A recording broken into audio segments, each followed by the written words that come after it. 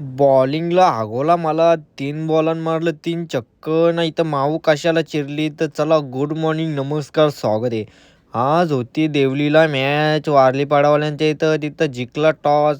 नयीम मैनुद्दीन दिसतं याने आपल्याला टेकलं 3 बॉलांना 3 छक्क. तलवलीवाली मॅच जिंकली पण त्यांच्या चुका कुठं झाल्या त्याच्यावेळेला चालू होता थोडासा विषय. टॉस जिंकलेलं वाटली घेऊन घरच्या रस्त्याने निघलो ना. पोरावी काही बोलायच्या आधी मीनी मारली ड्रेसिंग ना. चालले मामाची इथं गणपतीना जायचा होता घरातल्यांना घेऊन. पण ही माऊ पिसारले. तिला सांगितलं होतं तू नको येऊ.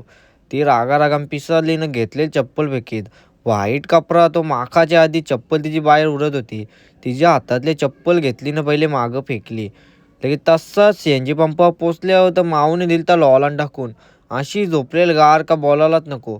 तसंच तिला उठवली तर डोका तिचा अख्खा वाला आलता घामान. तिला केला फ्रेश ना. लगेच मामाच्या इथं पोचलो. गणपती बाप्पाचा आशीर्वाद घेतला. तसाच घेतला लगेच जेवायला. तर होता भात भाजी सगळा ताट फुल पॅक होता. लगेच 10 मिनिटांनी अख्खा ताट साफ केला. एक मामीशी व्याख्या मॅचिंग केलता. तसाच हात धावायला गेल तो. तिथं होता आरसा. आरशान मारली शायनिंग. तसाच कोणला काही नाही बोलता लगेच निघलो घरच्या रस्त्याला. वहीच्या वाटेतल्या लगेच घरी आलो तर बघता होता चिल्लीचा बेत.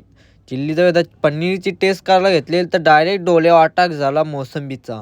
तो अटॅक सणक्याला ना. लगेच घेतला जेवाला. ह्याच्यातली भाजी होती वाटाण्याची. पण आता काय करशील, पनीर चिल्ली बनवले तर काही ना काही करून खायलाच लागेल. तसा झालती भेटवस्तू तुरीच्या शिंगा. काकूला बोललो थँक्यू ना. अशा शिंगा देत राहा. तर आजच्या ब्लॉग आवडला असेल तर फॉलो ना सबस्क्राईब करायला विसरू नका. तर बाय बाय.